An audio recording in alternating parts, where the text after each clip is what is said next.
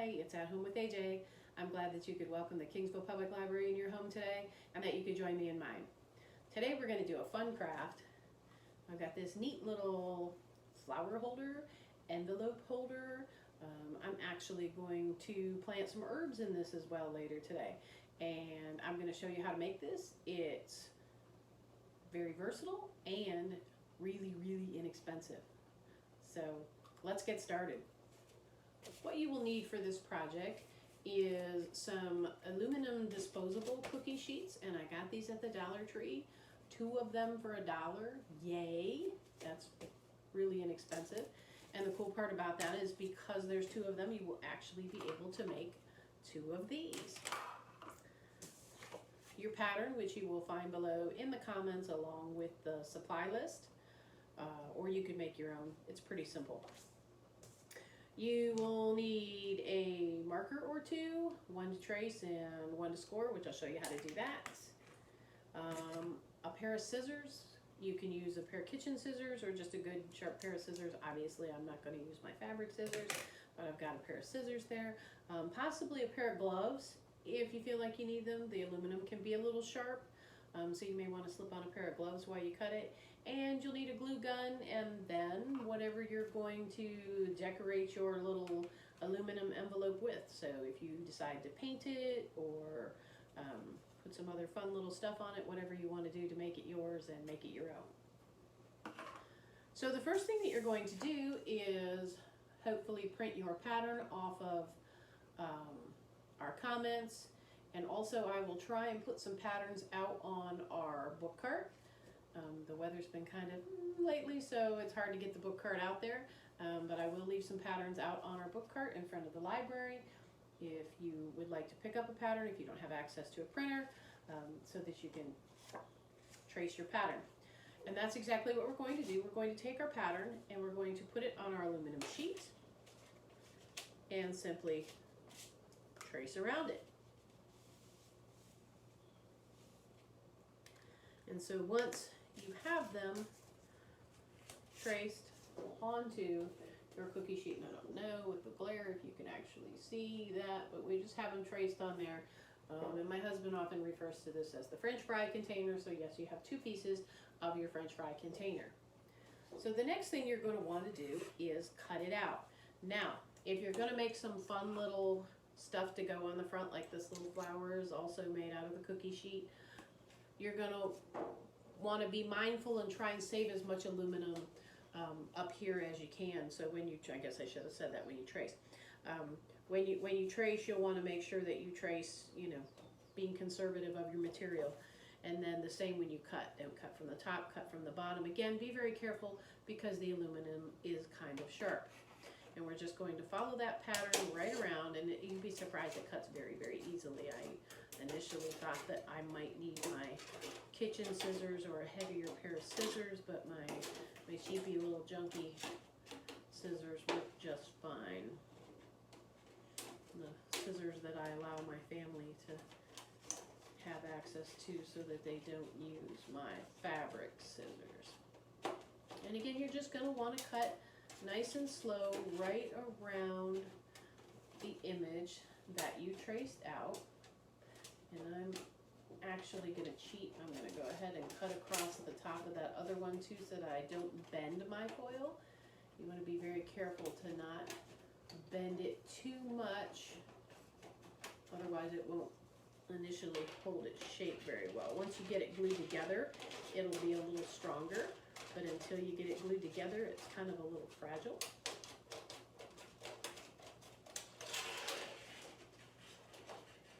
And again, I'm just going to cut right straight across the bottom, and then I'll trim up my pieces. So once you're all done cutting, you'll have 2 pieces that look like this. Again, make sure you save your scrap because you can make a fun little flower or a cute little label. The possibilities are endless. Just be creative. So with my 2 little pieces here, I have my back piece and my front piece. And I'll probably actually flip them over so that I hide the lovely marker job that I have on there. I'm going to again take my pattern, and if you'll notice on your pattern, there's these little lines on the end. You'll also want to make sure that you cut the little slits down here. That helps with the folding, because we are going to fold it in a minute.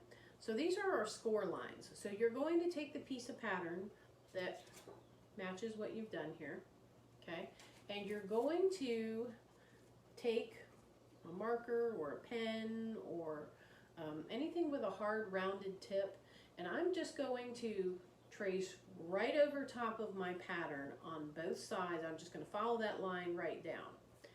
And the reason that I'm doing that is, I got to be careful here because I have tile, and if I get in the little grout of the tile, it will direct me otherwise. So I'm just going to take the end of my pen and I'm just going to follow it right down the line.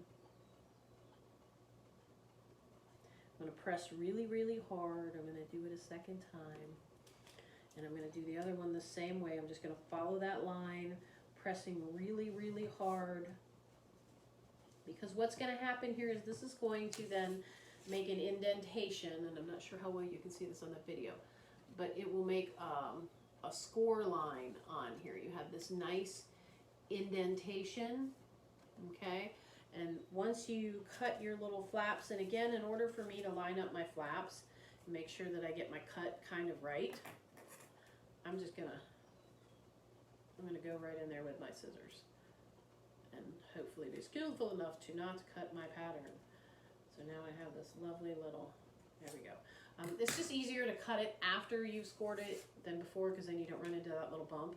And now that I have my score line, I'm just going to carefully just bend that up. And you'll notice once you have that score line in there, that'll fold up really, really nicely. And you're going to do the same thing on the other side. See how nicely that just bends right along that line? It's so perfect. And then, once you have that, like that, your end piece will bend up quite nicely. It kind of just knows where to go at that point. So you now have half of your envelope. And we're going to do the same thing then with the other half. We're just going to lay that pattern over top of it. We're going to follow that line, score, score, score. And the same way on the other side, score, score, score. While I have my pattern in place, I'm going to make my little snips without cutting the pattern, hopefully. Yay, I did it. And again, there are your score lines. You can see there, ooh, you can see I got a little wild there, but it should be all right. And we're just going to fold those up nicely. Let's fold up nice and neat. Again, be careful. It's a little sharp. It can be a little pokey. And fold up our little flappy pieces.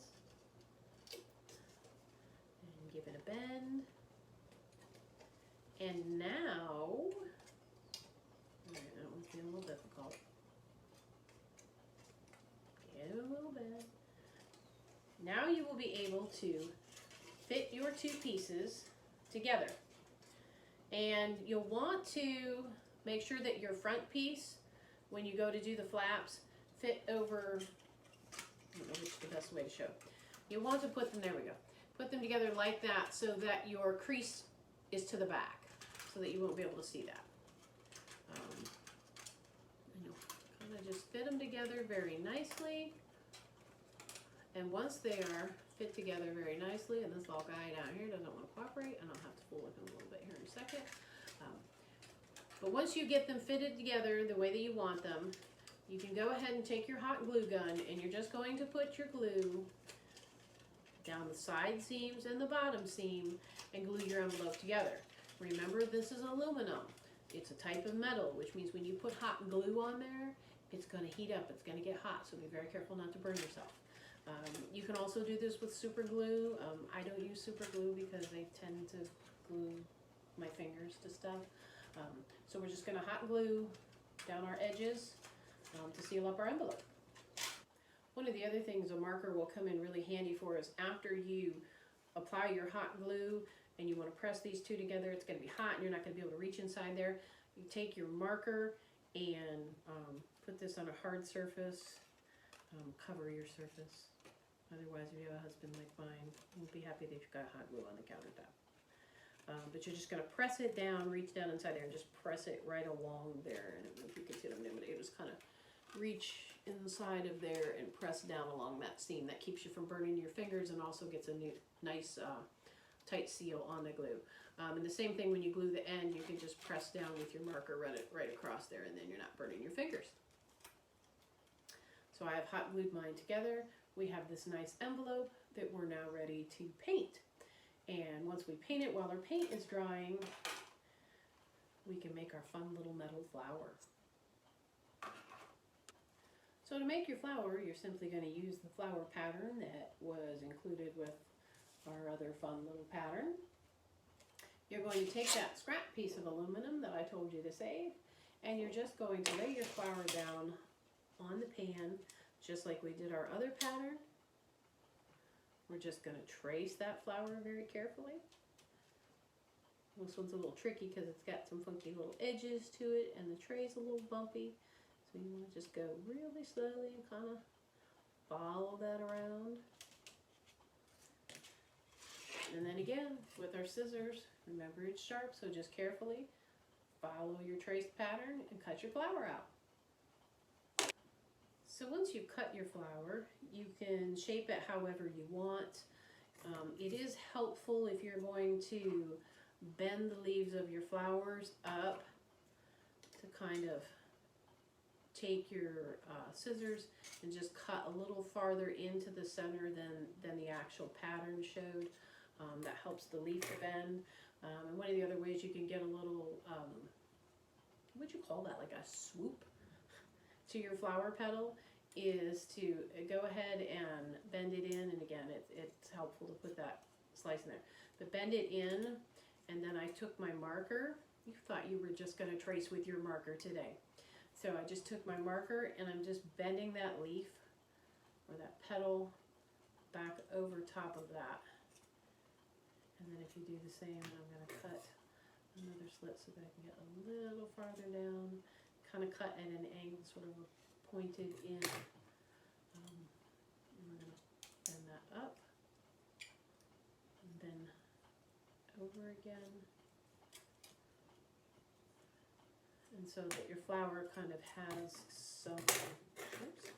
some more dimension to it. Is that what we call it? I don't know. And you'll want to shape your flower before you paint it. And the reason being, depending on what kind of paint you use and how things go, that sometimes when you start to bend the metal, the paint will crack.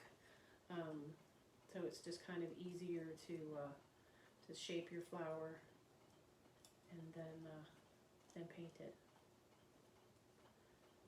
So then once we have our flower, you can see that, we're ready to paint it.